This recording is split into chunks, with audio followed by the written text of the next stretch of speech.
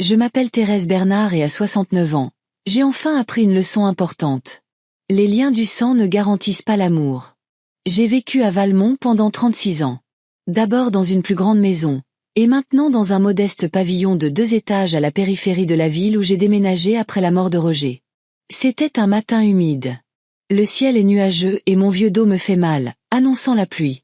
Je suppose que le temps reflète bien mon humeur. J'attends la visite d'Alfred et de sa femme. Mon fils vient me voir 2 fois par mois. Toujours le dimanche, toujours à 16 heures précises. Il travaille comme technologue alimentaire, élaborant des recettes pour des salades et des sauces emballées. Oui, ce n'est pas le métier le plus romantique, mais il est stable. Roger et moi lui avons appris que la fiabilité est la chose la plus importante dans la vie. Je passe ma main sur le comptoir de la cuisine. Je devrais l'essuyer avant qu'il n'arrive. Roger disait toujours que j'accordais trop d'importance aux petites choses, mais ce sont les petites choses qui font la vie. Quand son cœur s'est arrêté, juste à cette table, il y a 5 ans. Le monde s'est arrêté pour moi aussi pendant un certain temps. 39 ans de mariage et soudain, il n'y avait plus rien. Roger et moi nous sommes rencontrés quand nous avions tous les deux 25 ans. Il travaillait comme ingénieur pour une entreprise de dispositifs médicaux où j'avais pris un poste de contrôleuse qualité. Roger était intelligent, pragmatique et fiable. Toutes les choses que j'appréciais chez un homme. Nous nous sommes mariés 1 an plus tard et 3 ans après. Alfred est né. Je ne suis pas le genre de femme qui se dissout dans la maternité. J'aimais mon fils, mais je suis retournée travailler dès que j'ai pu. Roger et moi avons toujours été des partenaires dans la vie, dans le mariage, dans l'éducation de notre fils et dans les finances. Nous avons tous les deux travaillé, économisé, investi. Nous vivions modestement mais sagement. Quand Alfred avait 10 ans, Roger et son frère Hugo ont créé un fonds d'investissement. Hugo était procureur, il avait des relations et savait où investir. Roger et moi y avons investi presque toutes nos économies. C'était risqué, mais le temps nous a donné raison. En 30 ans, la somme initiale avait décuplé. La sonnette me tire de mes souvenirs. Étrange. Il n'est que 14 heures. Alfred n'arrive jamais en avance. J'ouvre la porte et je les vois, mon fils et sa femme. Alfred est grand comme son père, mais plus maigre, avec des cheveux qui se raréfient, bien qu'il n'ait que 38 ans. À côté de lui se tient Sandrine, une tête de moins, avec des cheveux teints en blond platine et une manucure parfaite. Aujourd'hui, elle porte un jean moulant et un chemisier décolleté, trop frivole pour une femme de son âge et de sa corpulence. « Maman, on a décidé de venir plus tôt », dit Alfred en m'embrassant sur la joue. Il sent l'eau de Cologne que je lui ai offerte pour Noël. J'espère qu'on ne dérange rien. Bien sûr que non, je réponds, bien qu'ils aient en fait interrompu mes plans. Je voulais faire une tarte aux pommes et laver les rideaux. Sandrine me fait une étreinte négligente. Elle agit toujours comme si elle me faisait une faveur. « Thérèse, vous êtes superbe. Ce chemisier vous va vraiment bien, » dit-elle avec un enthousiasme fin. Je hoche la tête en retour. C'est un vieux chemisier. Je le porte depuis 10 ans, et Sandrine m'a probablement vu dedans des dizaines de fois, mais nous prétendons toutes les deux que son compliment est sincère. Pendant que je prépare le thé, il s'installe dans le salon. Sandrine prend immédiatement la télécommande et allume la télévision, happant entre les chaînes. Alfred s'assied à côté d'elle, leurs genoux se touchant. Parfois, je pense qu'il a peur de s'éloigner de plus d'1 mètre d'elle. « Comment était le travail ?» je demande, en posant le plateau de tasses sur la table basse. La routine, hausse les épaules Alfred. La nouvelle gamme de sauces n'a pas fonctionné. Alors maintenant on expérimente avec les épices. Et toi, Sandrine? Elle détourne les yeux de l'écran. Oh, c'est terrible. Mon superviseur me harcèle pour tout. Hier, il m'a réprimandé pour avoir pris une pause de 7 minutes au lieu de 5. C'est de l'esclavage, pas un centre d'appel. Je retiens mon souffle. Sandrine travaille dans un centre d'appel d'une compagnie d'assurance depuis 4 ans, et elle se plaint tout le temps, mais je ne l'ai jamais entendue chercher un autre emploi. Nous buvons du thé, échangeons des nouvelles. Je parle de la voisine, Madame Dubois, qui a un 3e chat, du fait que le supermarché a encore augmenté les prix, et que je vais commencer à prendre des cours de peinture. Alfred hoche la tête, mais je vois bien que ça ne l'intéresse pas. Sandrine, en revanche, se redresse à la mention des cours de peinture. « Thérèse, ça coûte de l'argent, n'est-ce pas ?» demande-t-elle en posant sa tasse. « Oui, 110 € pour 8 cours, » dis-je. « Pouvez-vous vous le permettre ? À votre âge, il faut faire attention à l'argent. » Sa voix est pleine de sollicitude, mais ses yeux sont froids. Nous voilà arrivés au sujet de l'argent. Depuis que Sandrine est entrée dans notre famille, c'est un sujet qui revient à chaque rencontre. Je peux me le permettre, dis-je calmement. J'ai travaillé toute ma vie et j'ai économisé. Mais vous êtes à la retraite, poursuit-elle. Et les prix augmentent. Alfred et moi sommes si inquiets pour votre avenir. Alfred a l'air embarrassé. Il est toujours perdu quand sa femme parle de mes finances. Maman sait ce qu'elle fait, dit-il doucement. Elle a toujours été pragmatique. Je suis juste inquiète. Sandrine pose sa main sur son genou. Nous sommes une famille. Nous devons prendre soin les uns des autres. Je les regarde et je me souviens de la réaction de Roger quand Alfred a amené Sandrine à la maison pour la première fois. Il y a quelque chose de prédateur en elle, m'a-t-il dit plus tard. J'avais balayé ça d'un revers de main à l'époque, mais je réalise maintenant qu'il avait raison. Il y a vraiment quelque chose de prédateur chez Sandrine. La façon dont elle regarde les objets dans ma maison comme pour en évaluer la valeur. La façon dont elle pose des questions sur mes économies. J'apprécie votre inquiétude, dis-je. Mais je m'en sors. J'ai une pension de retraite et des économies. Thérèse. Mais vous ne rajeunissez pas. Sandrine se penche vers moi. Et si vous aviez besoin d'un traitement coûteux ou de soins constants? Les maisons de retraite sont si chères de nos jours. Sandrine. Alfred essaie de l'arrêter, mais elle l'ignore. Je veux juste savoir si vous avez un plan. Alfred et moi ne sommes pas riches. Nous ne pourrons pas payer des soins médicaux coûteux. Je la regarde et je pense au fait que je ne leur ai jamais demandé d'aide financière. Au contraire, c'est moi qui les ai aidés avec l'acompte pour leur maison il y a 3 ans. J'ai une mutuelle santé, je réponds. Et assez d'argent pour ne pas vous déranger. Elle n'abandonne pas. Mais combien exactement avez-vous mis de côté? Nous devons savoir pour pouvoir planifier l'avenir. Je sens l'irritation monter en moi. Mes finances ne les regardent pas. Roger et moi avons toujours été indépendants et nous avons appris cela à Alfred. Mais avec l'arrivée de Sandrine, tout a changé. J'ai assez, dis-je fermement. Et je ne veux pas discuter de montants spécifiques pour l'instant. Sandrine se renfonce dans le canapé, clairement mécontente. Alfred baisse les yeux sur ses mains. Maman a toujours été secrète sur l'argent, dit-il à sa femme. Elle me cache même ses relevés de compte. Ce n'est pas vrai. Je ne cache pas les relevés. Je ne les exhibe simplement pas. Ils sont dans le tiroir de mon bureau, dans un dossier avec d'autres documents. Ce n'est pas de ma faute si Alfred ne s'est jamais intéressé aux finances. Je ne suis pas secrète, je rétorque. Je pense juste que l'argent est une affaire privée pour chacun. Même dans la famille, demande Sandrine avec une légère pression. Surtout dans une famille, je réponds. L'argent peut ruiner une relation plus vite que n'importe quoi d'autre. Un silence gêné s'installe. Je décide de changer de sujet et je demande s'ils veulent goûter la tarte que j'ai faite hier. Alfred est soulagé et accepte. Alors que je me dirige vers la cuisine, j'entends Sandrine lui chuchoter quelque chose. Quand je reviens avec la tarte, je les surprends dans un silence tendu. Sandrine feuillette un magazine. Alfred regarde par la fenêtre. Nous mangeons la tarte, discutant du temps, des voisins, du nouveau centre commercial. Tous des sujets sûrs, sans engagement. Au moment de partir, Sandrine me serre soudainement dans ses bras. « Thérèse, je suis vraiment inquiète pour vous, dit-elle. Vous êtes si indépendante, mais parfois, il faut laisser les autres prendre soin de vous. » Je hoche la tête, ne sachant que dire. Ces mots ont du sens, mais je ne fais pas confiance à ses motivations. Alfred m'embrasse sur la joue. Au revoir, maman. On se voit dans 2 semaines. Je reste sur le seuil et les regarde monter dans leur voiture, un SUV tout neuf qu'ils ont acheté récemment. Je sais qu'ils ont contracté un prêt, même si Alfred a eu une belle promotion l'année dernière. Sandrine aime vivre sur un grand pied. Vêtements de marque, restaurant, institut de beauté. Alfred n'a jamais été doué pour lui dire non.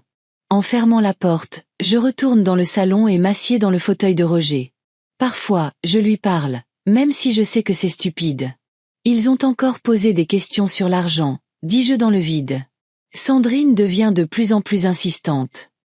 J'imagine qu'il dirait « Garde-les loin de notre fonds, Thérèse ». Et il aurait raison. Le fonds que Roger et Hugo ont créé vaut maintenant environ 650 000 €. C'est la vie de Roger et moi, notre travail, notre prudence et notre calcul. Je n'ai pas dit à Alfred le montant exact. Il sait que nous avions un investissement, mais il n'en connaît pas les détails. Roger voulait que son fils apprenne à gagner son propre argent. Donne un poisson à un homme, il mangera un jour. Apprends-lui à pêcher, il mangera toute sa vie, aimait à dire mon mari. Après sa mort, la gestion de notre part du fonds m'est revenue. Hugo me conseille toujours sur les investissements. C'est un homme bon, bien que plus direct que ne l'était Roger. Nous nous voyons une fois par mois, buvons un café, discutons des actions et des obligations, nous remémorons le bon vieux temps. Parfois, je me demande si Alfred sait à quel point il lui serait facile d'avoir une vie de sécurité. Une seule signature de ma part et il aurait eu accès à notre fonds, mais Roger était contre et je suis d'accord avec lui.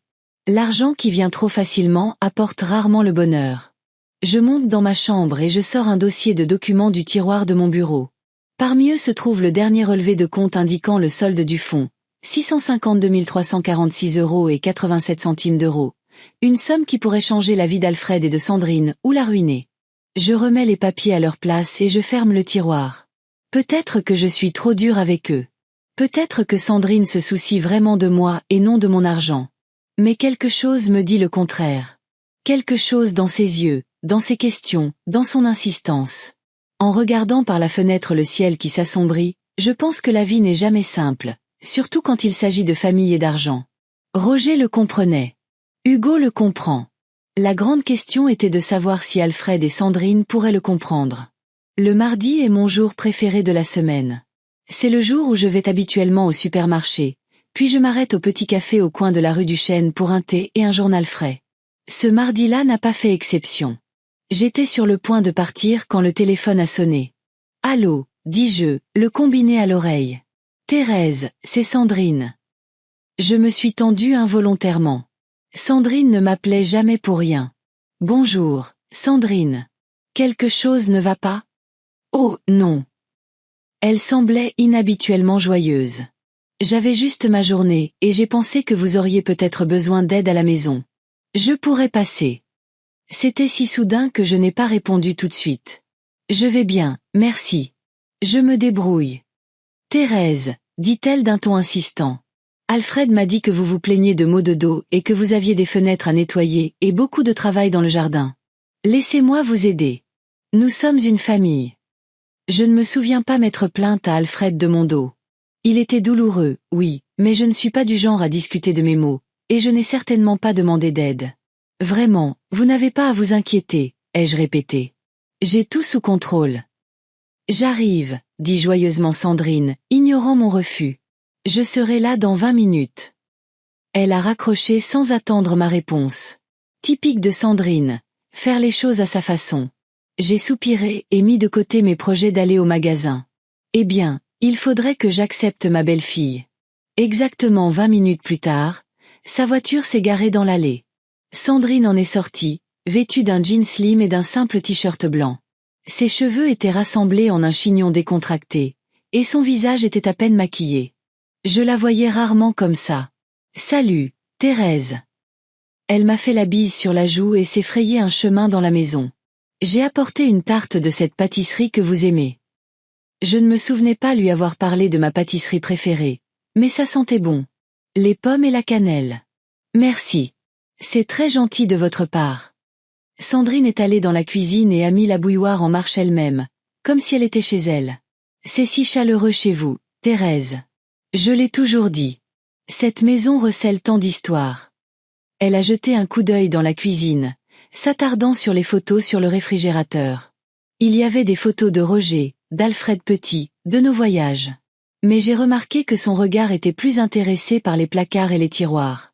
« Qu'est-ce que vous aviez prévu de faire aujourd'hui » a demandé Sandrine en versant le thé. « On commence par les fenêtres ou on fait le jardin d'abord ?»« En fait, j'allais au magasin, ai-je répondu. Et j'ai nettoyé les fenêtres la semaine dernière. » Oh. Elle a été confuse un instant, mais s'est vite reprise. « Alors, nettoyons simplement. Je peux passer l'aspirateur au premier étage et vous pourrez vous reposer. Alfred dit que vous ne dormez pas bien ces derniers temps. » J'ai de nouveau été surprise. Je ne m'étais jamais plainte à mon fils de mon sommeil. Au contraire, après la mort de Roger, j'avais dormi plus profondément, probablement à cause de l'épuisement émotionnel. Je vais bien, Sandrine, mais si vous insistez, vous pouvez m'aider à déballer les cartons dans le garage. J'ai pensé que cela l'occuperait un moment. Il y avait au moins 10 cartons, et ils contenaient principalement les vieilles affaires d'Alfred qu'il n'avait jamais récupérées. Bien sûr, a-t-elle souri. Mais j'ai remarqué que le sourire n'atteignait pas ses yeux. Où avez-vous l'aspirateur? Je vais d'abord faire un tour rapide dans les pièces. Dans le placard à côté de la salle de bain, ai-je répondu à contre-cœur. Sandrine est montée à l'étage et j'ai bientôt entendu le vrombissement de l'aspirateur.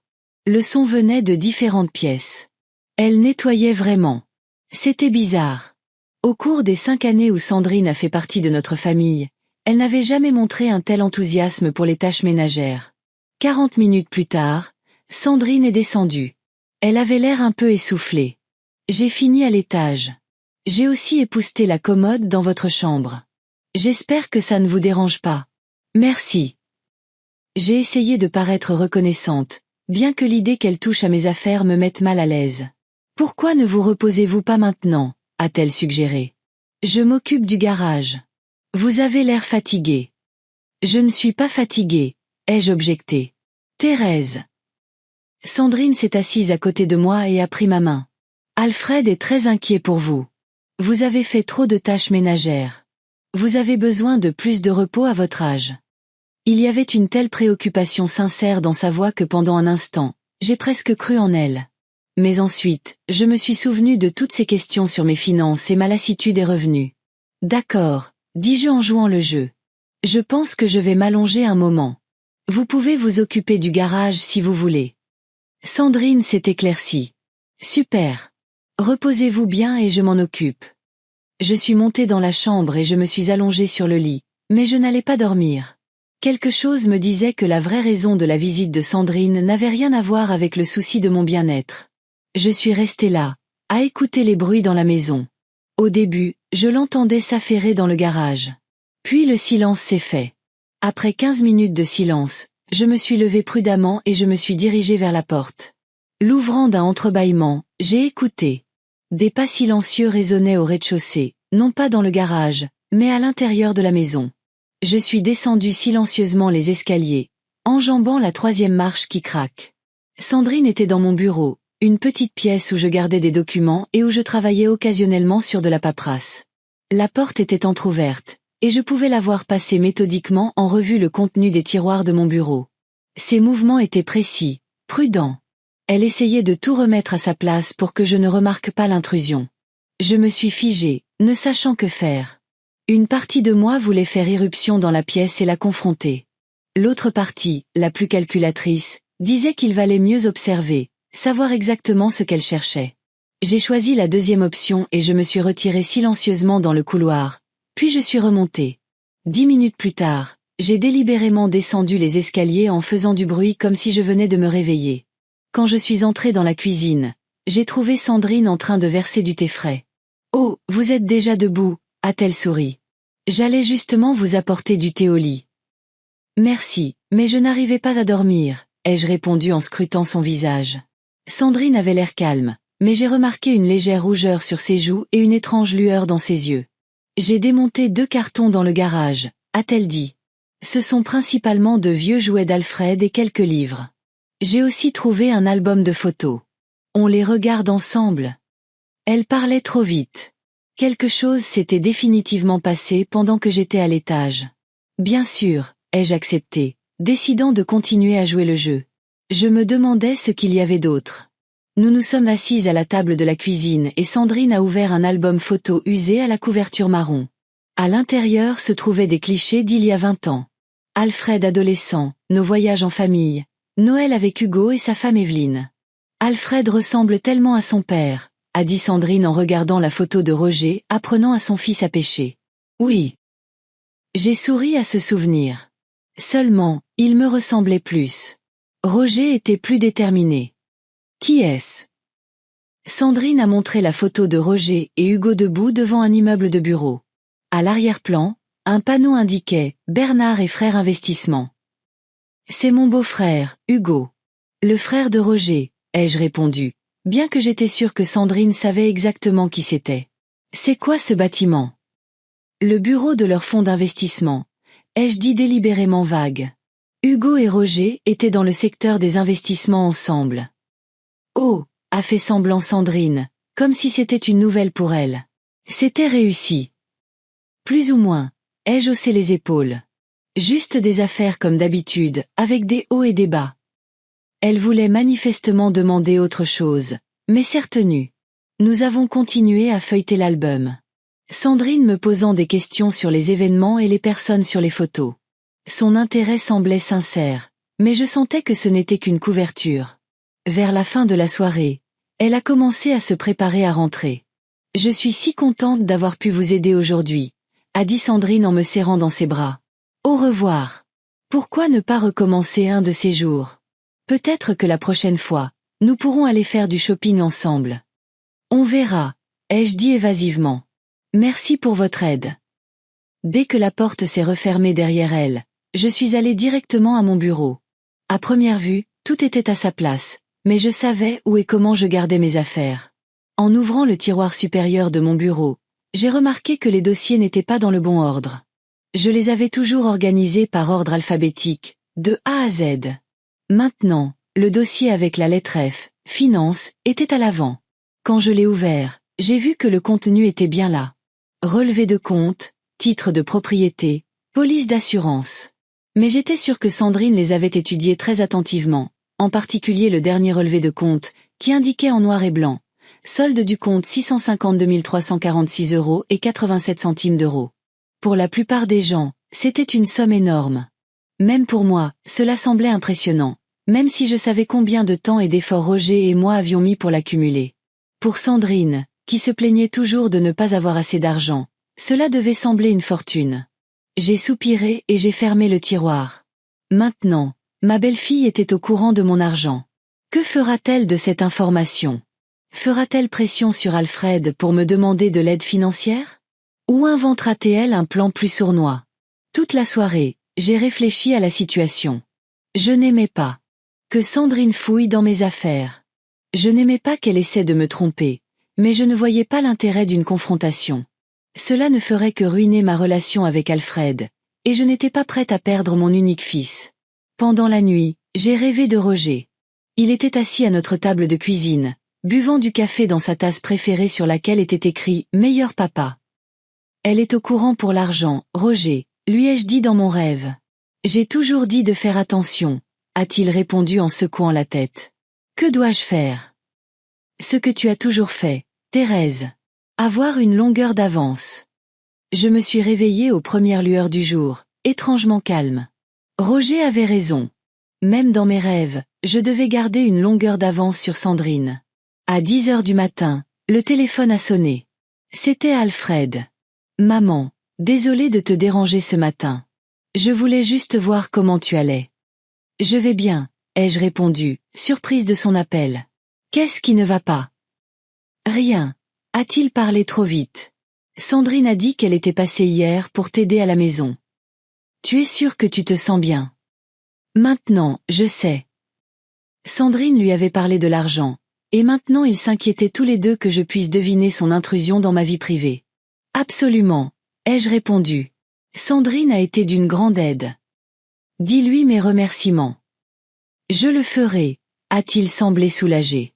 Elle dit que vous avez passé un bon moment ensemble à regarder de vieilles photos. Oui, c'était agréable de se remémorer le bon vieux temps. Elle a mentionné que vous aviez trouvé une photo de ton père et de l'oncle Hugo devant leur bureau, a poursuivi Alfred. Je ne savais pas qu'ils avaient une entreprise ensemble. Oh, c'est ça. Sandrine ne lui a pas seulement parlé de l'argent. Elle lui a parlé du fond. Et maintenant, Alfred essaie d'obtenir les détails. Oui, ils ont travaillé ensemble pendant un certain temps, ai-je dit évasivement. Rien de bien sophistiqué, juste une société d'investissement, de petites transactions immobilières, des actions, les choses habituelles. Je vois. Sa voix semblait déçue. Apparemment, il espérait des informations plus précises. Eh bien, je suis content que tu ailles bien. Je te verrai dimanche comme d'habitude. Bien sûr, ai-je répondu. Je t'attendrai pour 16 heures. En raccrochant le téléphone, j'ai senti l'anxiété grandir en moi. Maintenant que Sandrine était au courant de mon argent, elle n'aurait plus de repos. 650 000 € est une tentation trop forte pour une femme qui rêve d'une vie de luxe. Je suis montée à l'étage et j'ai sorti une petite boîte à bijoux du placard où je gardais des objets personnels, l'alliance de Roger, sa montre, quelques vieilles lettres. Au fond se trouvait une carte de crédit liée à mon compte principal. Je l'utilisais rarement, préférant les espèces ou une carte de débit avec un montant limité, mais cette carte avait accès à toutes mes économies. Roger avait insisté pour la créer peu avant sa mort. Juste en cas d'urgence, avait-il dit. J'étais la seule à connaître le code PIN. Il était écrit dans mon petit carnet, déguisé en numéro de téléphone. Le carnet se trouvait dans le même tiroir que mes documents financiers.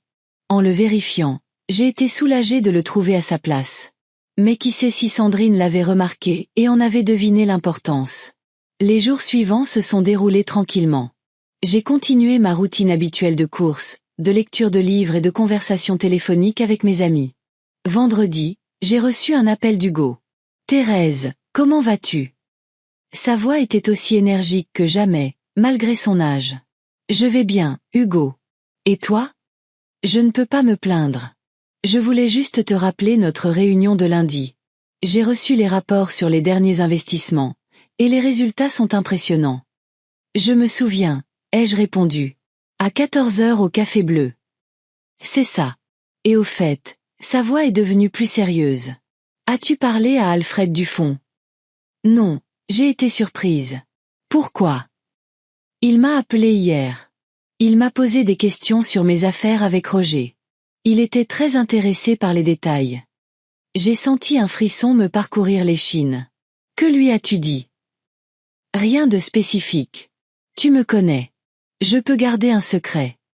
Hugo a souri. Mais j'ai été surpris par son intérêt soudain. Il n'avait jamais posé de questions à ce sujet auparavant. Je pense que c'est l'influence de sa femme, ai-je dit prudemment. Oh, la jolie fille au sourire de requin. Hugo n'a jamais caché son affection pour Sandrine. Thérèse, sois prudente. Roger a toujours dit que tu étais trop confiante. Ne t'inquiète pas, l'ai-je assuré. J'ai la situation sous contrôle.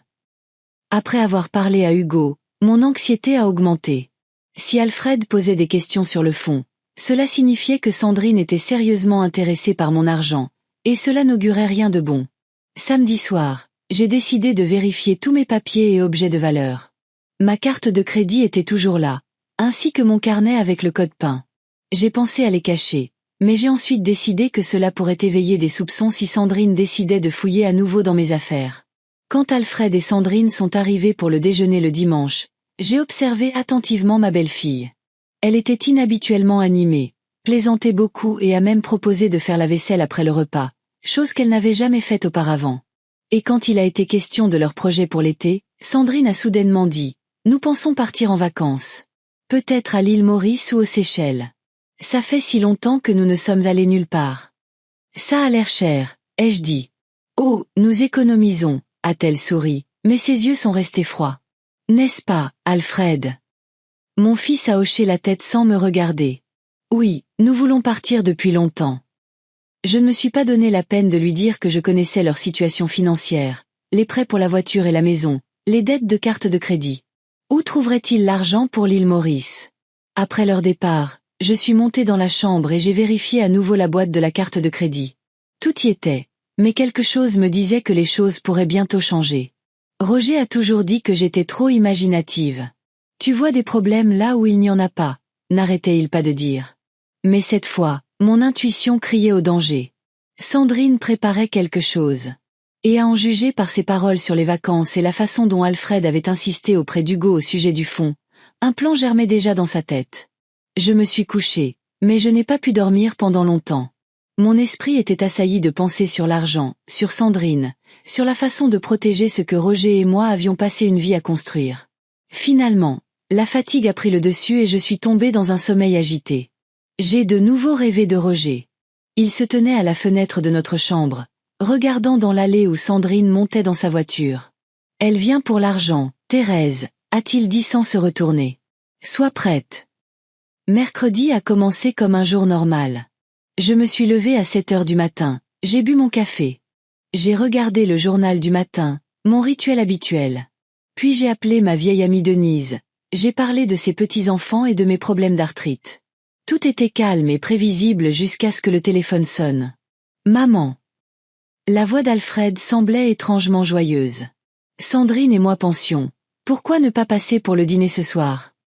J'ai été surprise, il ne venait jamais en semaine. Est-ce qu'il s'est passé quelque chose? Non, non. Je voulais juste te voir, a-t-il dit rapidement comme s'il parlait d'un texte mémorisé. Sandrine prépare sa fameuse lasagne. Tu aimes la lasagne, n'est-ce pas? Je n'avais jamais goûté la lasagne de Sandrine, et je ne savais même pas qu'elle savait la faire. Bien sûr, ai-je dit. À quelle heure dois-je vous attendre? Vers 18 heures. Ça va? Bien sûr. Après l'appel, j'y ai réfléchi. C'était inhabituel. Alfred n'aimait pas rompre la routine, et les visites surprises n'étaient pas vraiment son style, et Sandrine n'avait jamais montré le désir de cuisiner pour moi. Elle se contentait généralement de réchauffer quelque chose de semi-préparé lorsque nous nous réunissions chez eux. Malgré mes soupçons, j'ai décidé de me préparer à leur arrivée. J'ai rangé la maison, sorti de la bonne vaisselle, fait une tarte aux pommes. Alfred l'adorait depuis son enfance. J'ai aussi vérifié la boîte de la carte de crédit. Tout était là. À 18 heures précises, la sonnette a retenti. Sur le seuil se tenaient Alfred et Sandrine, tous deux inhabituellement habillés pour un dîner ordinaire. Alfred tenait une bouteille de vin rouge et Sandrine un plat de lasagne. Salut, maman. Alfred m'a embrassé sur la joue. Ses yeux étaient fuyants, évitant mon regard. Thérèse, vous êtes magnifique, s'est exclamée Sandrine en me serrant dans ses bras. Je suis si heureuse de vous voir. Leur enthousiasme semblait artificiel, mais j'ai souri et les ai invités à entrer. Entrez. Je finissais juste la tarte. Oh, vous avez fait une tarte. Sandrine avait l'air trop enthousiaste. Oh, c'est gentil. Nous sommes allés dans la cuisine. Sandrine s'affairait, réchauffant les lasagnes et mettant la table comme une maîtresse de maison. Alfred a ouvert le vin et a rempli les verres. À la famille, a-t-il dit en levant son verre. À la famille, a fait écho Sandrine. J'ai pris une petite gorgée et je l'ai mis de côté. Le vin était bon, mais je n'ai jamais été une grande buveuse d'alcool. La conversation pendant le dîner était étrange. Sandrine et Alfred s'interrompaient, parlaient du travail, des voisins, d'un nouveau film qu'ils avaient vu récemment. Ils riaient à des blagues qui n'étaient pas particulièrement drôles et n'arrêtaient pas de me verser du vin même s'ils voyaient que je n'en buvais presque pas. Thérèse, vous devez goûter celui-ci, a insisté Sandrine. C'est un vin rare d'une région spéciale d'Italie. Merci, mais j'en ai eu assez. J'ai couvert mon verre avec ma main. Je préférerais un peu de thé. Je le fais.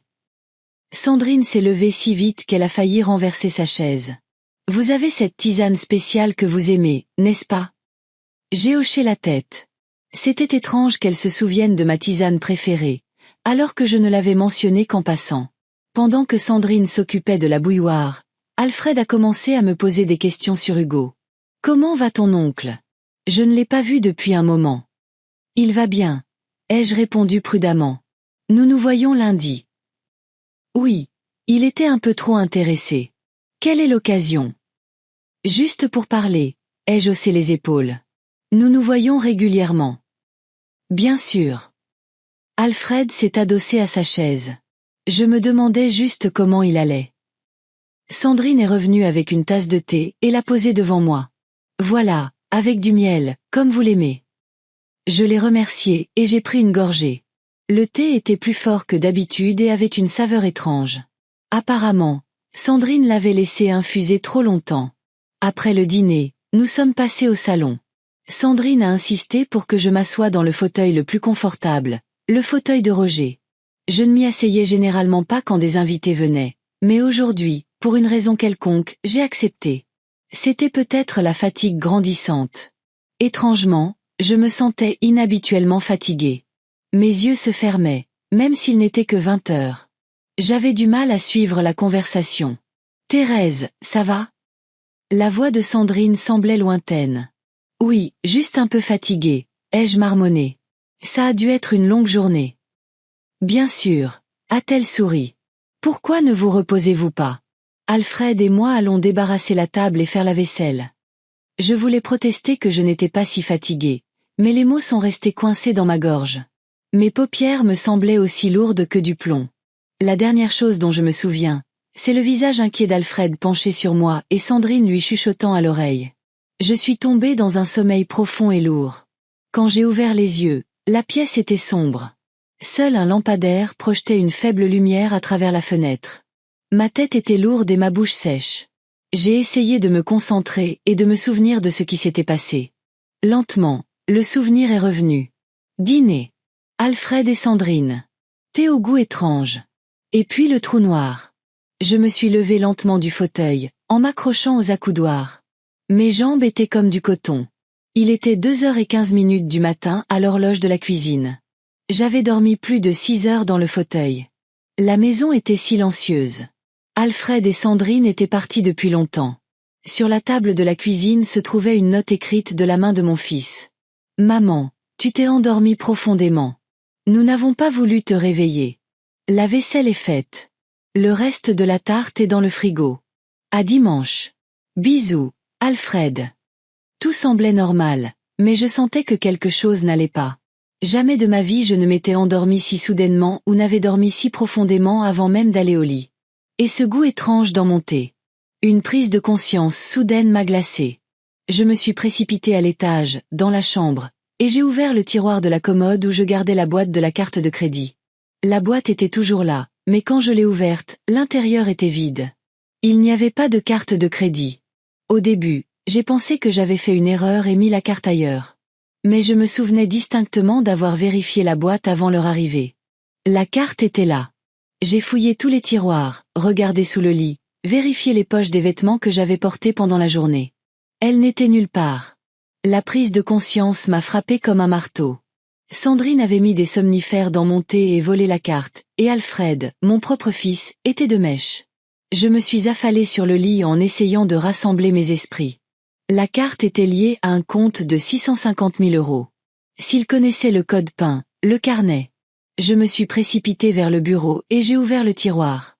Le carnet était là, mais il avait l'air différent. Le coin de la page avec le code PIN déguisé était corné. Ils avaient trouvé le code. Je devais agir vite. J'ai attrapé mon téléphone et composé le numéro de la banque pour bloquer la carte. Après quelques minutes d'attente et de questions d'identification, l'opérateur m'a donné la désagréable nouvelle. Madame Bernard, votre carte a fait l'objet d'une transaction aujourd'hui d'un montant de 26 642 €. Agence de voyage Île Maurice de luxe. Confirmez-vous cette transaction? J'ai eu le souffle coupé. Non, ai-je répondu. Je n'ai pas effectué cet achat. Ma carte a été volée. Je comprends. La voix de l'opérateur est devenue officielle. Dans ce cas, nous devons bloquer la carte et lancer une enquête. Vous devrez vous présenter à l'agence bancaire avec une déclaration. Puis-je annuler cette transaction? Malheureusement, non, a répondu l'opérateur. La transaction a déjà été traitée et les fonds ont été transférés. Mais dans le cadre de l'enquête, nous pourrons vous rembourser si le vol est prouvé. Après avoir parlé à la banque, je me suis assise dans le fauteuil, essayant de comprendre la situation. 26 000 €. Agence de voyage, Île Maurice. Ils avaient prévu des vacances avec l'argent qu'ils m'avaient volé, mon propre fils et sa femme. Mes mains tremblaient en composant le numéro suivant. Il était presque 3 heures du matin, mais je savais que cet homme ne m'en voudrait pas d'appeler tard. Hugo, ai-je dit quand il a décroché. Je suis désolée pour l'heure, mais j'ai un problème. Malgré l'heure tardive, la voix d'Hugo était claire. Il avait toujours été un oiseau de nuit. Qu'est-ce qui ne va pas, Thérèse? Je lui ai tout raconté, la visite surprise, les somnifères dans mon thé, la carte manquante et la transaction. Ces petits chenapans. Hugo n'a pas caché sa colère. J'ai toujours dit à Roger qu'Alfred était trop mou et cette femme à lui. Que vas-tu faire? Je ne sais pas, ai-je admis. La banque va enquêter, mais il sera difficile de prouver que ce sont eux. Après tout, c'est mon fils et mon neveu, m'a rappelé Hugo. Mais un vol est un vol, Thérèse. Surtout quand il est fait de manière si calculée. Il avait raison. Ce n'était pas un acte impulsif. Ils avaient tout planifié à l'avance. Les somnifères, la recherche de la carte et du code PIN, la réservation des vacances. Je dois y réfléchir, ai-je dit. Pour l'instant, je suis juste sous le choc. Bien sûr. La voix d'Hugo s'est adoucie.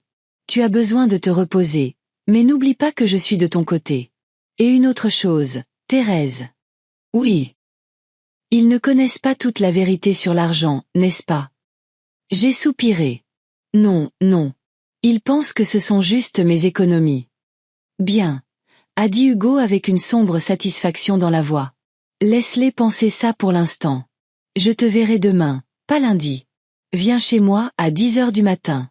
Nous avons beaucoup de choses à nous dire. Après avoir parlé à Hugo, je suis finalement allée me coucher, mais je n'ai pas pu dormir.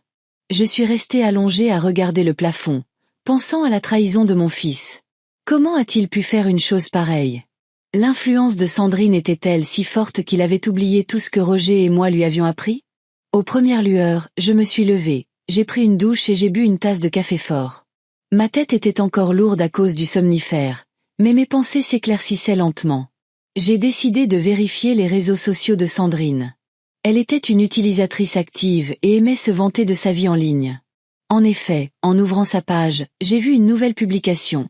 Une photo de 2 billets d'avion pour l'île Maurice avec la légende « Surprise ! Mon amoureux et moi nous envolons pour le paradis. #vacances improvisées, #vie d'amour ». L'heure de la publication était 23 heures hier soir, à peine quelques heures après que je me sois endormie dans mon fauteuil. J'ai vérifié les horaires de vol. L'avion pour l'île Maurice partait à 13 heures cet après-midi. J'avais encore le temps d'aller à l'aéroport et de les arrêter, mais en avais-je envie? Qu'est-ce que j'accomplirais en faisant une scène à l'aéroport? Non, ai-je décidé, laissons-les s'envoler. Laissons-les profiter de leurs vacances spontanées. Pendant ce temps, je réfléchirai à ce qu'il faut faire. Cela prendrait du temps, mais ils paieraient pour leur trahison. À 10 heures, j'étais chez Hugo, un grand manoir victorien à la périphérie de la ville. Malgré ses 73 ans, Hugo a ouvert la porte lui-même, l'air aussi impeccable que toujours dans son costume en tweed. Thérèse, m'a-t-il serré dans ses bras. Comment vas-tu? J'ai connu des jours meilleurs, ai-je admis. Il m'a conduite dans son bureau, une pièce remplie de livres de droit et de photographies de sa longue carrière de procureur. Nous nous sommes assis dans des fauteuils en cuir près de la cheminée. J'ai vérifié leurs transactions, a dit Hugo sans détour. Ils ont réservé un forfait de luxe à l'hôtel L'Étoile de l'Océan à l'île Maurice, l'un des complexes les plus chers de l'île. Cette nuit, tout compris, plus des excursions et même une croisière en yacht privé. 26 000. J'ai secoué la tête. Ils avaient dépensé 26 000 € pour une semaine de vacances. Exactement. Hugo a hoché la tête. Et ce n'est que le début, Thérèse. Ils ont ta carte et ton code PIN. Qu'est-ce qui les empêche de retirer plus d'argent ou de faire plus d'achats pendant qu'ils sont là-bas? J'y ai déjà pensé. La carte a été bloquée, mais la transaction pour l'hôtel était déjà passée. La banque va enquêter, ai-je dit. Mais sans dépôt de plainte, ça n'ira pas loin. Et tu es prête à déposer une telle plainte? Hugo m'a regardé attentivement. A nommé Alfred et Sandrine comme suspects. J'ai baissé les yeux. Étais-je prête à aller aussi loin? Je ne sais pas, ai-je admis. C'est mon fils, après tout. Qui t'a drogué avec des somnifères et a volé ta carte de crédit, m'a rappelé Hugo. Thérèse, je comprends ce que tu ressens, mais Alfred doit assumer la responsabilité de ses actes, et sa femme aussi. Je pense que c'était plus son initiative, ai-je dit. Peut-être, a convenu Hugo. Mais c'est un homme adulte et il a fait son choix. Nous avons discuté de nos options pendant longtemps. Finalement, j'ai décidé d'attendre leur retour. Hugo m'a offert son aide en tant qu'ancien procureur si je décidais d'aller à la police. Une dernière chose, Thérèse, a-t-il dit alors que j'étais sur le point de partir. Te souviens-tu qu'une partie de l'argent du fonds ne t'appartient pas seulement? C'est ma part et c'est aussi une partie de l'argent pour l'organisation d'anciens combattants dont je suis au conseil d'administration. J'ai hoché la tête. En effet, Roger et moi faisions partie d'un pool d'investissement plus large. Un quart appartenait à Hugo et 10% supplémentaires à une œuvre de bienfaisance pour les anciens combattants que le père de Roger et Hugo avait fondée après la Seconde Guerre mondiale. Donc, ce n'est pas seulement une affaire de famille, a poursuivi Hugo. C'est aussi voler une organisation caritative. C'est un tout autre niveau de responsabilité. Ces paroles m'ont fait réfléchir. Je n'avais pas parlé à Alfred de la structure du fonds parce que Roger pensait que son fils devait gagner sa propre vie. Mais maintenant, cette ignorance pouvait lui attirer de sérieux ennuis. Pendant ce temps, selon les comptes de réseaux sociaux de Sandrine, ils sont déjà arrivés à l'île Maurice. Elle a posté des photos d'une chambre luxueuse avec vue sur l'océan, d'une plage privée et de repas gastronomiques. Sur une photo, Alfred se tenait près de la piscine avec un cocktail à la main, souriant à l'appareil photo. Il avait l'air heureux et insouciant, comme s'il n'avait pas commis l'une des plus basses trahisons imaginables. Sandrine n'a pas lésiné sur les hashtags. Hashtag meilleures vacances, hashtag vive la vie, hashtag Viellux. Dans les commentaires, les amis s'émerveillaient et demandaient comment ils avaient pu s'offrir un tel luxe. Sandrine répondait évasivement. Parfois, il faut se faire plaisir et nous le méritions depuis longtemps. À chaque nouvelle publication, mon indignation grandissait. Il n'avait pas seulement volé mon argent. Il s'en vantait, affichant le luxe volé. Le 3e jour de leurs vacances, Sandrine a posté une photo d'une virée shopping. Sac à main de marque, lunettes de soleil chères, bijoux. La légende disait « Un petit plaisir pour moi ». Hashtag shopping, hashtag marque de luxe. D'après mes calculs, elle avait dépensé au moins 5 000 € pour ses seuls achats. J'ai appelé la banque. En effet, malgré le blocage de la carte, plusieurs transactions avaient encore eu lieu. Apparemment, avant que le blocage ne prenne effet, le montant total dépensé avait déjà dépassé 32 000 €. Plus je réfléchissais à la situation, plus je réalisais que je ne pouvais pas simplement pardonner et oublier. Ce n'était pas seulement l'argent, c'était la trahison, la volonté de me faire du mal pour leur propre profit. J'ai décidé d'agir. J'ai appelé Hugo et je lui ai dit que j'étais prête à porter plainte. Il a promis de tout organiser et de contacter ses anciens collègues pour que l'affaire ne reste pas bloquée dans les procédures bureaucratiques. Bonne décision, Thérèse, a-t-il dit. Roger serait fier de toi. Ce soir-là, je suis restée assise longtemps dans le fauteuil de Roger, regardant sa photo sur la cheminée. Je suis désolée, chérie, ai-je chuchoté. Nous avons essayé de l'élever pour qu'il soit un homme bon, mais quelque chose a mal tourné. J'ai passé les jours suivants à rassembler des preuves. J'ai imprimé les publications de Sandrine sur les réseaux sociaux, les relevés bancaires, j'ai tout noté ce qui s'était passé la nuit de leur visite. Hugo m'a aidé à rédiger une déclaration conforme à la loi, puis nous avons attendu leur retour. D'après mes calculs, ils devaient arriver le mercredi suivant, exactement une semaine après le vol. Je ne les ai pas appelés ni ne leur ai écrit. Laissons-les profiter des derniers jours de sérénité avant la tempête qui les attend, car à leur retour, je serai prête. Et pas seulement moi. Hugo aussi. Et il sait comment tenir les gens responsables de leurs actes. Le dernier jour de leurs vacances, Sandrine a posté une photo d'elle et d'Alfred se tenant enlacés devant le coucher du soleil. La légende disait « Dernière nuit au paradis. Je ne veux pas rentrer. Hashtag vacances parfaites. » J'ai regardé leur visage heureux et j'ai pensé « Ils n'ont aucune idée de ce qui les attend à la maison, mais ils le découvriront bien assez tôt. Très bientôt. » J'ai attendu leur retour avec un calme presque total. Durant cette semaine, la colère et le ressentiment en moi s'étaient transformés en quelque chose de froid et de dur comme la pierre. Je ne pleurais plus la nuit en me souvenant du petit Alfred, qui me tenait la main si fort le premier jour d'école. Ces souvenirs étaient toujours là, mais ils semblaient maintenant appartenir à la vie de quelqu'un d'autre. Je savais, grâce aux publications de Sandrine sur les réseaux sociaux, qu'il serait de retour le mercredi soir. Elle a posté sa dernière photo directement de l'aéroport de l'île Maurice avec la légende « Au revoir, paradis. Nous reviendrons, c'est sûr. Hashtag meilleures vacances et de tous les stamps. » Sur le cliché, elle et Alfred avaient l'air bronzés et heureux, sans l'ombre d'une honte ou d'un remords. Le vol devait atterrir à 19 h. Je n'ai pas pris la peine de les appeler ou de leur montrer d'une quelconque manière que je savais qu'ils étaient de retour. J'ai décidé de leur laisser un jour ou deux avant qu'ils ne se manifestent d'eux-mêmes. Je me demandais quelle histoire ils allaient inventer pour expliquer leurs soudaines vacances de luxe. Hugo m'a appelé tous les jours pendant leur absence. Il ne m'a pas seulement soutenu moralement, mais a également préparé tous les documents juridiques nécessaires. J'ai reçu les relevés du fonds, m'a-t-il informé lors de notre dernière conversation. Il confirme officiellement que 25% des fonds m'appartiennent et 10% appartiennent à la Fondation des anciens combattants. C'est la pièce à conviction essentielle. Thérèse. Merci, Hugo. J'étais reconnaissante de son soutien. Je ne sais pas si j'aurais pu faire ça seule. Tu es plus forte que tu ne le penses. Sa voix était pleine d'assurance. Roger a toujours dit que sous ta douceur se cachait un noyau d'acier. Il est temps qu'Alfred et sa femme le voient. J'ai passé le jour de leur retour à faire les tâches habituelles. Je suis allée au magasin, j'ai arrosé les fleurs dans le jardin et j'ai fait une tarte aux myrtilles, la préférée de Roger. Les activités banales m'aidaient à rester calme. La sonnette a retenti le jeudi après-midi, vers 14 heures. Je venais de finir de déjeuner et je faisais la vaisselle. Par la fenêtre de la cuisine, je les ai vus arriver dans leur SUV. Ils sont sortis de la voiture et sont restés là à parler un moment avant de se diriger vers la porte. Sandrine avait l'air nerveuse, tripotant la sangle de son sac. Alfred marchait la tête basse, voûté comme s'il portait un lourd fardeau. J'ai essuyé mes mains, arrangé mes cheveux et je suis allée ouvrir.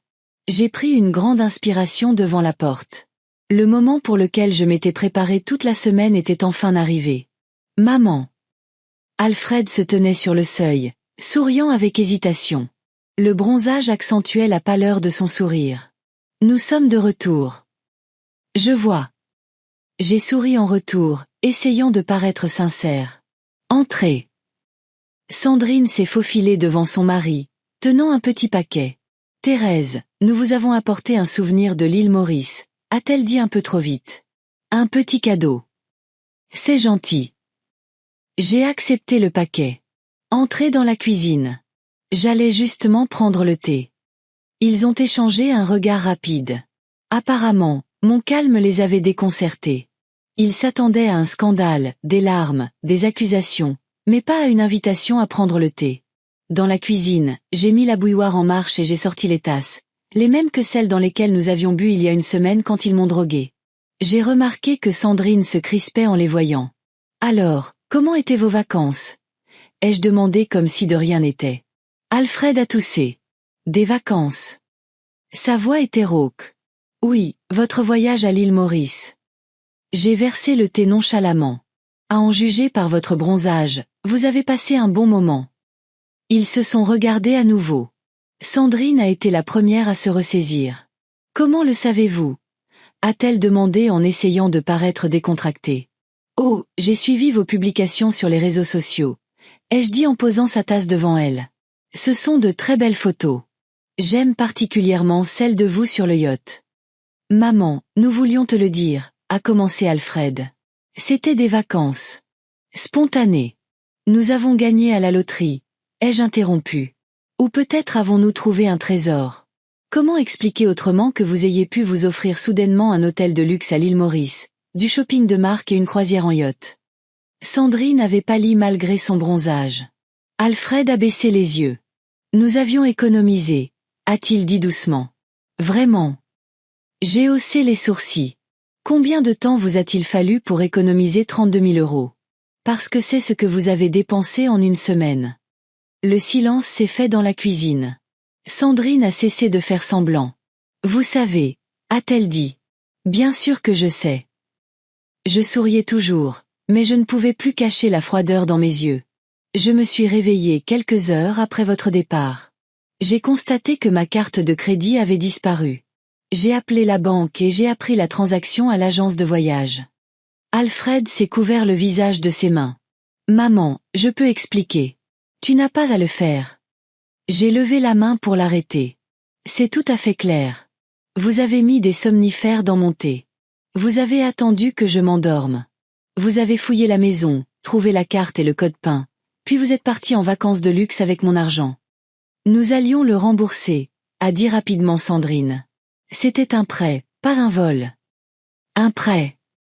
J'ai ri, mais il n'y avait aucune gaieté dans mon rire. C'est une façon intéressante d'emprunter, sans le demander et avec des somnifères.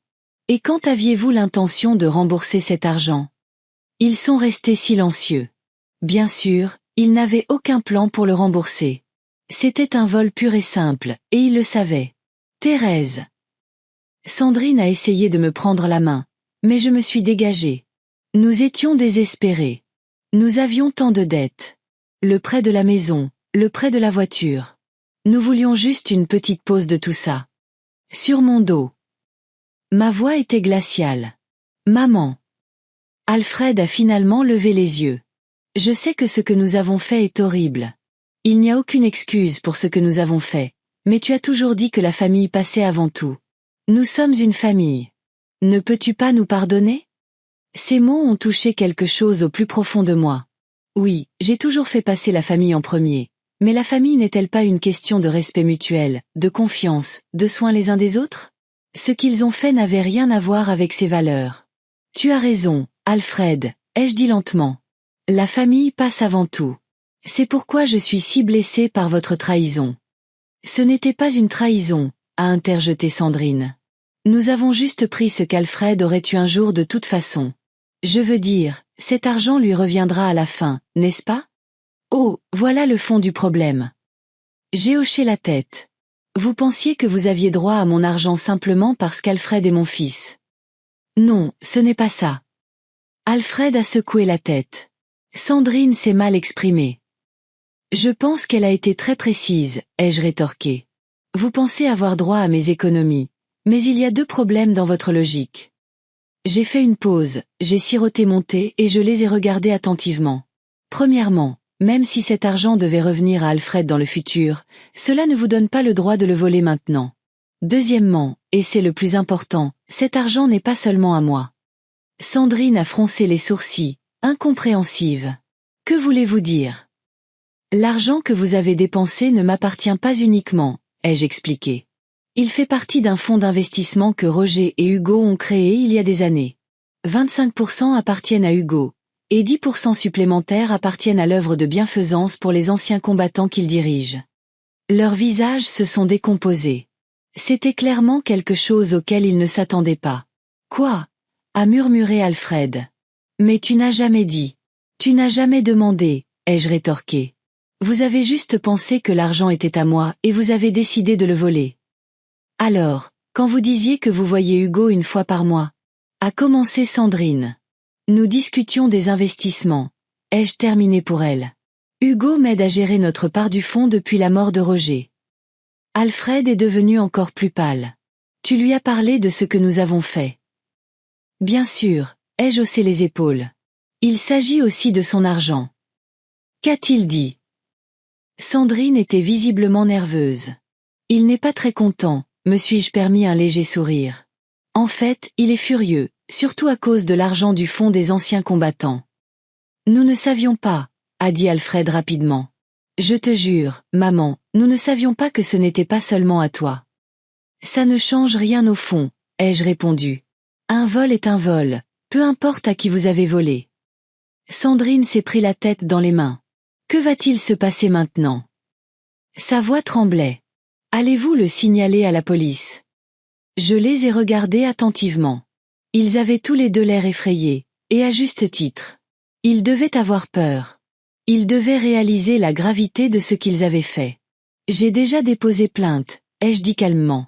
Hugo m'a aidé à préparer les documents. L'enquête a commencé. Quoi? Alfred s'est levé d'un bond. Maman, tu ne peux pas faire ça. Je suis ton fils. C'est pourquoi ça fait si mal, ai-je répondu en gardant mon sang-froid. Tu es mon fils et tu m'as trahi de la plus basse des manières. Nous récupérerons l'argent, a dit rapidement Sandrine. Chaque centime.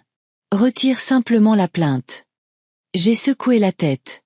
Il ne s'agit pas de l'argent, Sandrine. Il s'agit de confiance. Il s'agit de respect. Il s'agit des valeurs familiales dont Alfred aime tant parler.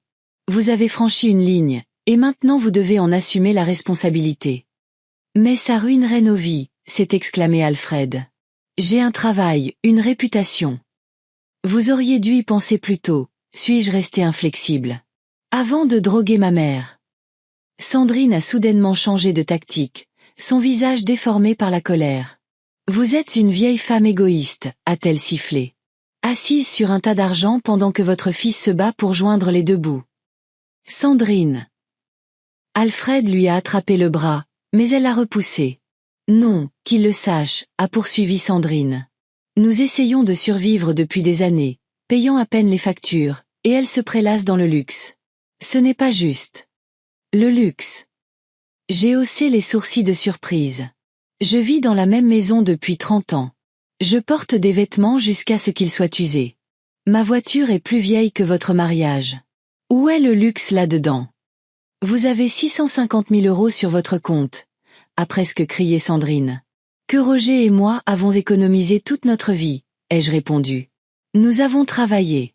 Nous avons économisé. Nous avons investi. Nous n'avons pas acheté de nouvelles voitures tous les 3 ans. Nous n'avons pas dépensé des milliers en vêtements de marque. Nous n'avons pas contracté de prêts pour des choses que nous ne pouvions pas nous permettre. Sandrine voulait objecter, mais Alfred l'a arrêté. Ça suffit, a-t-il dit. Doucement. Elle a raison. Quoi? Sandrine s'est tournée vers lui, n'en croyant pas ses oreilles. Elle a raison, a-t-il répété. Nous avons fait une chose terrible, et maintenant nous devons assumer la responsabilité de nos actes. Des larmes ont rempli ses yeux. Pour la première fois de toute la conversation, j'ai vu quelque chose qui ressemblait à du remords. Maman, je comprends que tu ne puisses pas nous pardonner maintenant, a-t-il poursuivi. Mais s'il te plaît, ne ruine pas nos vies. Nous récupérerons l'argent. Nous travaillerons aussi longtemps qu'il le faudra. Donne-nous juste une chance de réparer le tort. J'ai senti quelque chose vaciller en moi. C'était mon garçon, mon unique fils. Mais en même temps, je savais que je ne pouvais pas simplement fermer les yeux sur ce qui s'était passé. Ce serait mal, non seulement pour moi, mais aussi pour Hugo et pour la mémoire de Roger. La décision a été prise, Alfred, ai-je dit fermement. La plainte a été déposée. Hugo insiste sur une enquête complète, en particulier sur le fond des anciens combattants. Mais tu peux retirer ta plainte, a-t-il insisté. Dis que c'était un malentendu. J'ai secoué la tête. Non, je ne le pouvais pas, et même si je le pouvais, je ne le ferais pas. Ce que vous avez fait est inacceptable, et il doit y avoir des conséquences. Sandrine a éclaté en sanglots, bruyamment. Mais je pouvais voir qu'il y avait plus de colère que de remords dans ses larmes. Alfred a passé son bras autour d'elle, essayant de la réconforter. Que se passera-t-il ensuite, a-t-il demandé, me regardant par-dessus la tête de sa femme. Vous serez convoqué pour un interrogatoire, ai-je répondu. Il y a des preuves. Des images de surveillance du distributeur où vous avez retiré de l'argent de ma carte, les transactions dans les magasins, vos publications sur les réseaux sociaux avec les photos de vos achats. Hugo dit que c'est un cas assez clair. Et nous allons aller en prison. Sa voix tremblait. C'est au tribunal d'en décider. Je ne voulais pas lui donner de faux espoirs. Mais le vol aggravé est une accusation sérieuse, surtout avec des circonstances aggravantes comme l'utilisation de somnifères. Sandrine a levé un visage taché de larmes. Mais nous ne vous avons pas fait de mal. C'était juste un somnifère ordinaire. Comme celui que vous prenez parfois, seulement à une dose beaucoup plus forte, ai-je dit. Et sans ma connaissance ni mon consentement. Cela s'appelle l'administration d'une substance pour altérer le discernement et c'est une infraction distincte. Ils avaient tous les deux l'air stupéfaits. Je suppose qu'ils ne s'attendaient pas à ce que je sois si bien informée sur le côté juridique des choses, mais une semaine avec Hugo n'avait pas été vaine. Maman. Alfred avait l'air absolument dévasté. Veux-tu vraiment que ton fils aille en prison? C'était un coup bas et il le savait. Faire appel aux sentiments d'une mère était son dernier atout. Non, ai-je répondu honnêtement. Je ne veux pas que tu ailles en prison, mais je veux que tu réalises que les actions ont des conséquences. Que tu ne peux pas trahir les personnes les plus proches de toi et t'attendre à t'en tirer comme ça. Je comprends, a-t-il chuchoté. Je jure que je comprends. Bien, ai-je hoché la tête. Parce qu'il y a autre chose que vous devez savoir. Quoi? Sandrine était inquiète. Hugo sera ici dans une demi-heure. J'ai regardé ma montre. Il veut vous parler à tous les deux en personne. Ils ont échangé des regards effrayés. La réputation d'Hugo en tant que procureur sévère était bien connue dans notre ville. Pourquoi? A demandé Alfred. Il a une offre, ai-je répondu. Un moyen d'éviter un procès et un scandale public. Vraiment. Sandrine avait l'air pleine d'espoir. Oui, mais ce ne sera pas facile, ai-je prévenu. Et il faudra que ce soit résolu rapidement. Je ne leur ai pas dit exactement ce qu'Hugo proposait. Il avait insisté pour garder cette partie de la conversation pour lui, mais je savais que son offre serait juste, bien que dure.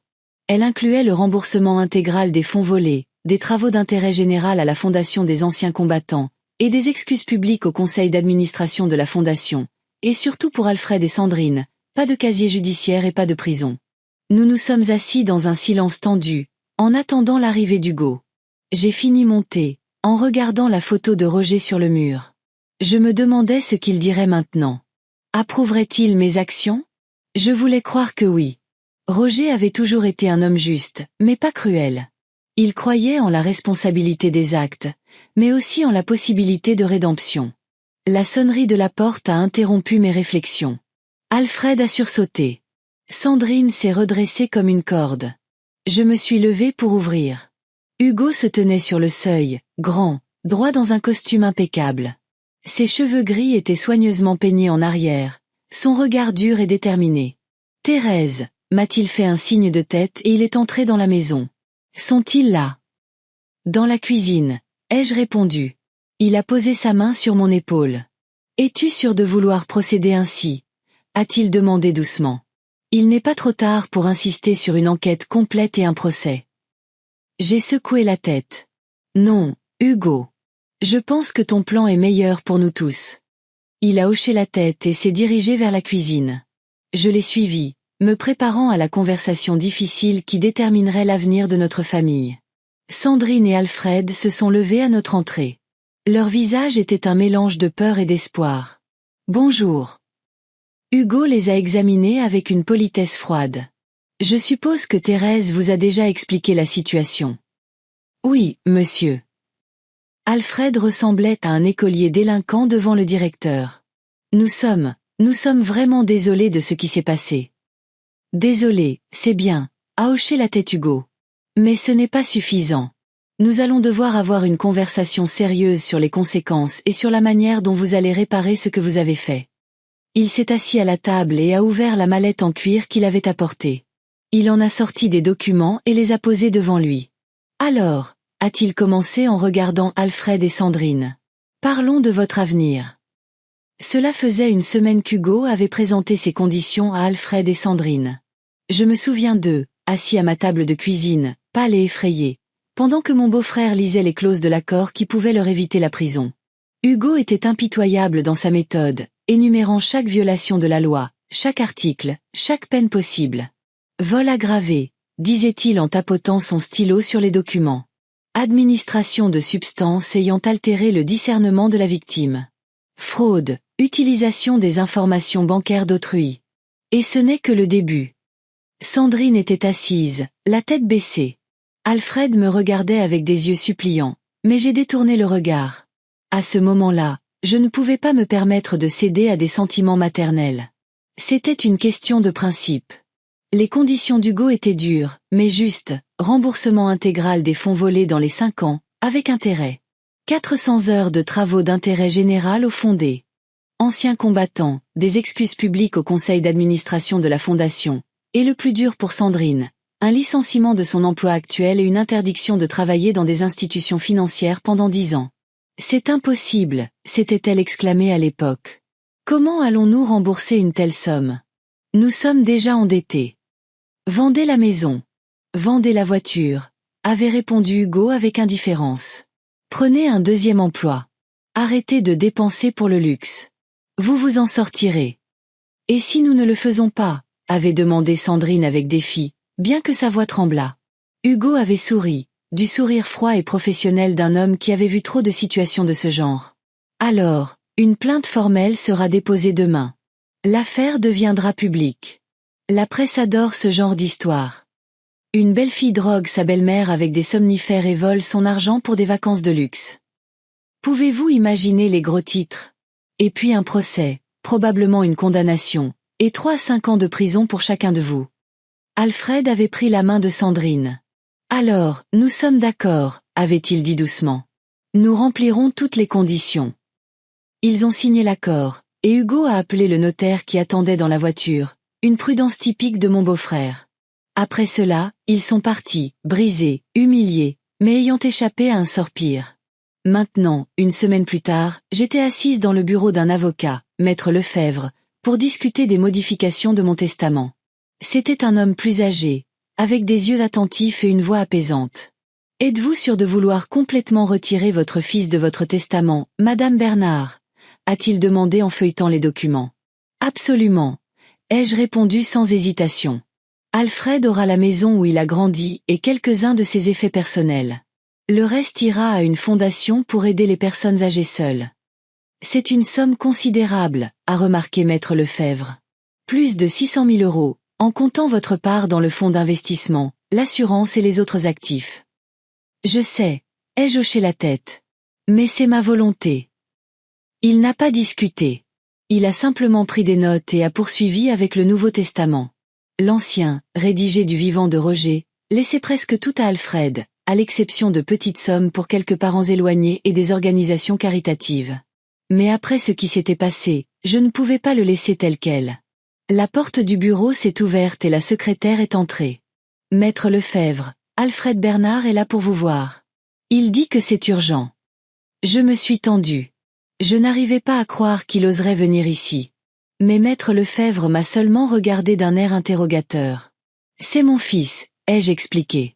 Je ne veux pas le voir. Dois-je lui demander de partir? J'y ai réfléchi. Une partie de moi le voulait, mais l'autre partie, plus rationnelle, a réalisé que tôt ou tard, cette conversation devrait avoir lieu. Non, laissez-le entrer, ai-je décidé. Mais seulement pour 5 minutes. Alfred avait l'air épuisé. Le costume, qui lui allait habituellement parfaitement, semblait maintenant trop grand. Il y avait des cernes sombres sous ses yeux, et ses joues avaient une barbe de plusieurs jours. Maman. Il s'est arrêté à la porte, hésitant à s'approcher. Je t'ai cherché partout. Tu ne réponds pas au téléphone. Tu n'ouvres pas la porte. J'avais des choses à faire, ai-je répondu sèchement. Comme tu peux le voir, je suis occupée maintenant. Maître Lefebvre s'est levé avec délicatesse. Je vous laisse seule quelques minutes, Madame Bernard. Je vais faire des copies des documents. Alors que la porte se refermait derrière lui, Alfred s'est approché. Tu changes le testament. Ce n'était pas une question, mais une affirmation. Oui. Je ne voyais aucune raison de le nier. Tu me déshérites. Pas complètement. Je l'ai regardé droit dans les yeux. Tu auras la maison où tu as grandi et quelques souvenirs. Le reste ira à des œuvres de charité. Il s'est effondré sur la chaise en face de moi, comme si ses jambes ne le soutenaient plus. Maman, s'il te plaît. Sandrine et moi sommes déjà à terre. Nous vendons la maison, la voiture. Elle a quitté son travail. Nous joignons à peine les deux bouts. Et ce n'est que le début de nos paiements. Exactement, ai-je hoché la tête. Ce sont les conséquences de vos actes, et votre punition n'est pas mon choix, mais le résultat de vos actions. Mais me déshériter. Il a secoué la tête. Ce n'est pas une punition. C'est une vengeance. Ces mots m'ont blessé. Une vengeance? Est-ce ainsi qu'il voyait la situation? Ce n'est pas une vengeance, Alfred. C'est une protection.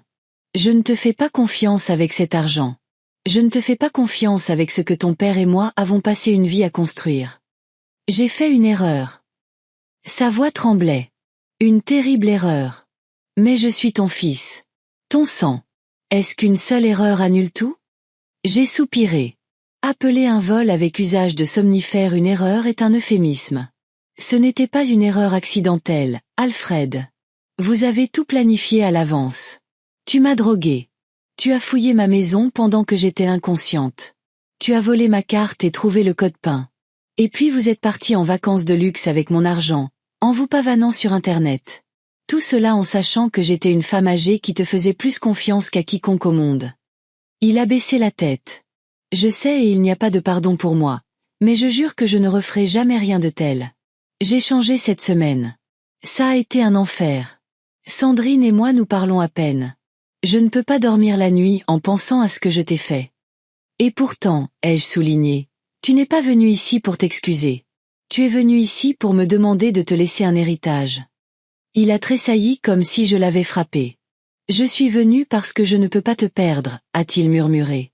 L'argent, oui, j'ai peur pour notre avenir, mais par-dessus tout, j'ai peur de ne plus jamais te revoir, que tu me coupes de ta vie. J'ai scruté son visage, essayant de voir s'il était sincère. Autrefois, je n'en aurais pas douté. Mais maintenant, après tout ce qui s'était passé, j'avais du mal à le croire. Alfred, ai-je commencé, choisissant mes mots avec soin. Je ne te coupe pas de ma vie. Tu es mon fils, et personne ne peut changer ça. Mais il n'y a plus de confiance entre nous. Et sans confiance, les relations deviennent des mots vides. Je peux regagner ta confiance. Il y avait de l'espoir dans ses yeux. Donne-moi une chance de prouver que j'ai changé. Peut-être avec le temps, ai-je répondu, ne voulant pas faire de fausses promesses. Mais ma décision concernant le testament reste inchangée. Ce n'est ni une punition ni une vengeance. C'est mon droit de disposer de mes biens comme je l'entends. Il était sur le point d'objecter, mais maître Lefebvre est revenu avec les documents. Désolé de m'immiscer, mais nous avons encore quelques questions, Madame Bernard. Alfred s'est levé, réalisant que la conversation était terminée. Je t'appellerai, mère, a-t-il dit doucement. Et j'espère qu'un jour, tu répondras. Quand il est parti, je me suis senti étrangement vide, comme si quelque chose en moi était finalement mort. Peut-être que c'était le dernier espoir que nous puissions nous remettre ensemble, ou l'illusion que ma famille était ce que j'avais toujours pensé qu'elle était. Maître Lefebvre a toussé délicatement, me ramenant à la réalité. Pouvons-nous continuer, Madame Bernard? Oui, bien sûr. Je me suis redressée sur ma chaise. Où dois-je signer? 1 heure plus tard, tout était finalisé. Le Nouveau Testament était rédigé, signé et notarié. En quittant le bureau de l'avocat, j'ai ressenti un étrange sentiment de soulagement. C'était comme si je m'étais débarrassée d'un lourd fardeau que j'avais porté sur mes épaules toute ma vie. Il faisait beau dehors. Le printemps à Valmont est toujours magnifique, avec des arbres en fleurs, un ciel clair et une brise chaude. J'ai décidé de marcher jusqu'au parc local au lieu de rentrer directement chez moi. J'avais besoin de temps pour réfléchir à mes prochaines étapes. Au parc, je me suis assise sur un banc près d'un petit étang. Les canards nageaient dans l'eau, plongeant de temps en temps pour des miettes de pain lancées par un couple de personnes âgées sur un banc voisin. Ils avaient l'air heureux. Un homme aux cheveux gris et une femme de mon âge, se tenant la main et riant de quelque chose qui leur était propre. En les regardant, j'ai ressenti une pointe de solitude. Je m'étais habituée à être seule après la mort de Roger, mais je ne l'avais jamais complètement accepté.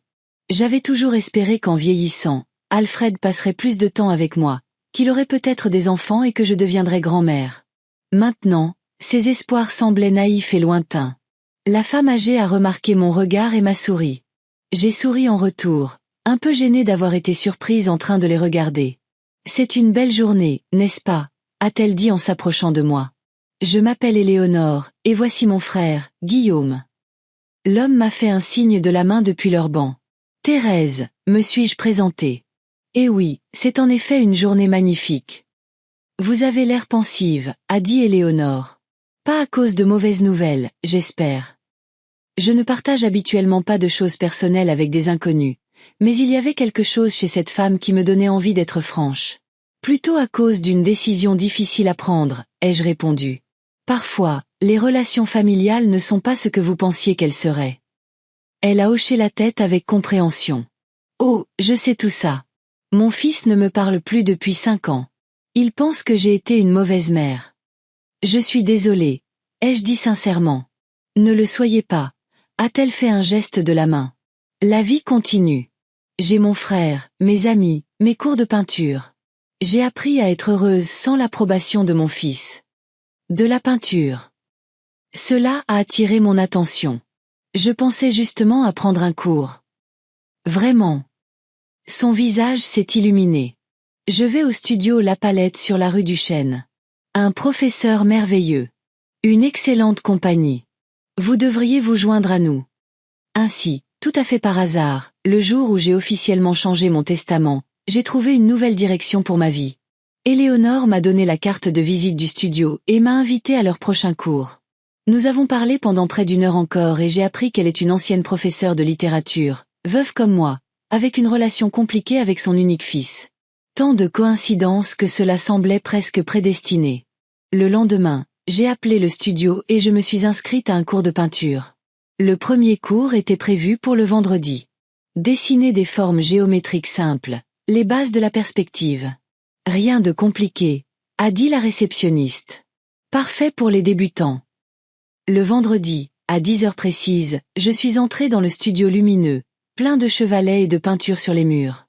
Éléonore m'a fait un signe de la main depuis le fond de la pièce où elle installait déjà sa toile. À côté d'elle se tenaient plusieurs autres personnes, toutes de mon âge ou plus âgées. Thérèse. Elle m'a serrée dans ses bras comme une vieille amie. Je suis si contente que vous soyez venue. J'aimerais que vous rencontriez notre groupe. Elle m'a présentée aux autres. Marguerite, une ancienne infirmière. Georges, un officier de marine à la retraite. Bérénice, propriétaire d'un magasin de fleurs, et Henri, un ancien professeur de mathématiques au lycée. Ils étaient tous sympathiques et semblaient sincèrement heureux d'avoir une nouvelle personne dans leur compagnie. La professeure, une jeune femme nommée Claire, m'a expliqué les bases du dessin et m'a montré comment tenir un crayon pour différentes techniques. Ma première tentative de dessiner une pomme était risible. Elle ressemblait plus à une boule difforme, mais personne n'a ri. Au contraire, tout le monde m'a encouragé, a dit que c'était très bien pour une première fois et a partagé ses premières tentatives, encore plus infructueuses. Après le cours, tout le groupe est allé déjeuner dans un café voisin. J'ai hésité, mais qu'Éléonore a insisté pour que je vienne avec eux.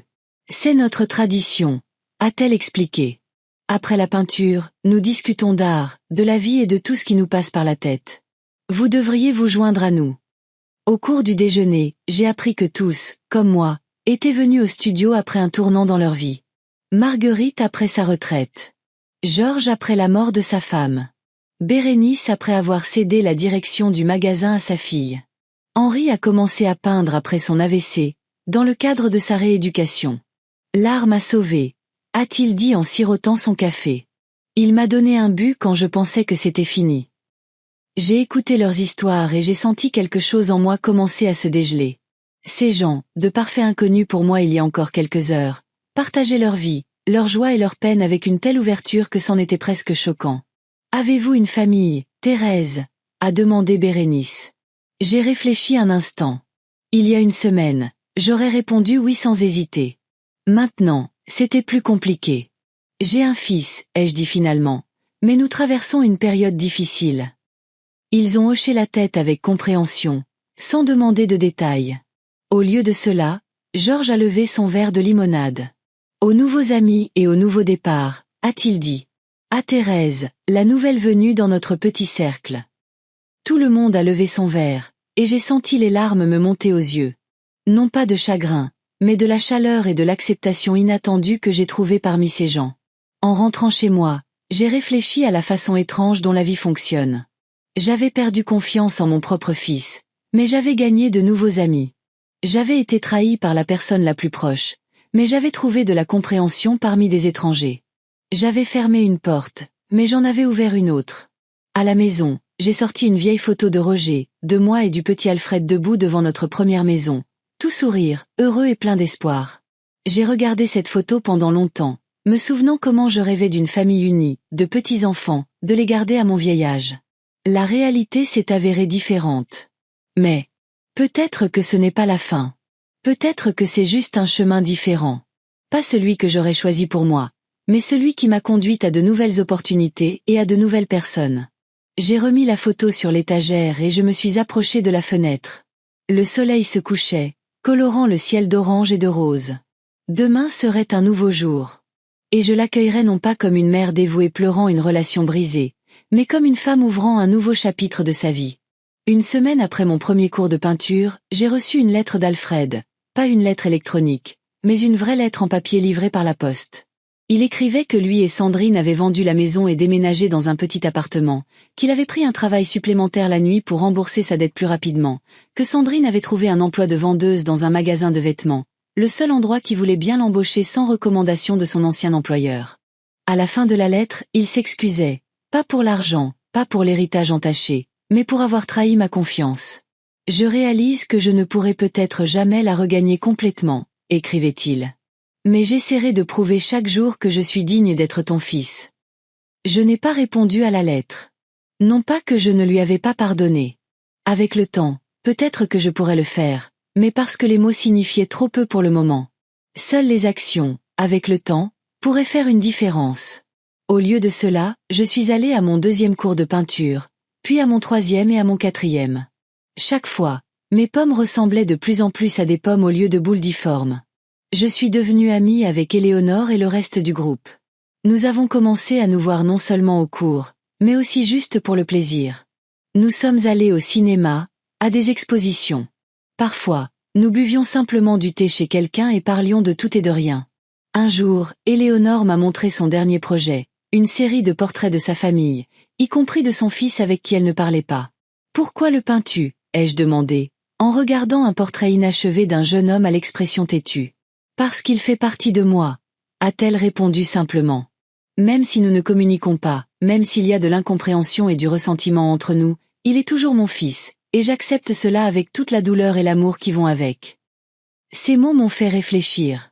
C'était peut-être ça, le but, accepter la réalité, non pas la version parfaite de la famille de mes rêves, mais la vraie, compliquée, avec tous ses défauts et ses blessures. Je n'étais pas prête à pardonner complètement à Alfred et Sandrine. Je n'étais pas prête à les laisser revenir dans ma vie comme si de rien n'était. Mais peut-être qu'avec le temps, je pourrais trouver un moyen de les accepter comme une partie de mon histoire, de mon passé. Et qui sait, peut-être dans le futur, comme une partie d'un nouveau chapitre où nous serons tous des personnes différentes, ayant appris de nos erreurs. En attendant, j'avais ma nouvelle vie, mes cours de peinture, mes nouveaux amis, ma liberté de faire ce que je voulais sans tenir compte des attentes et des exigences des autres. Et c'était bien. C'était suffisant. Après tout, la famille, ce ne sont pas seulement les liens du sang. Ce sont les gens qui vous acceptent pour ce que vous êtes, qui vous soutiennent quand vous traversez une période difficile, qui se réjouissent de vos succès et vous réconfortent dans votre chagrin. Et si j'ai trouvé cela parmi un groupe d'artistes amateurs âgés et non dans ma propre maison, eh bien, qu'il en soit ainsi. La vie continue et il y a encore beaucoup de toiles vierges qui attendent que je peigne quelque chose de nouveau dessus.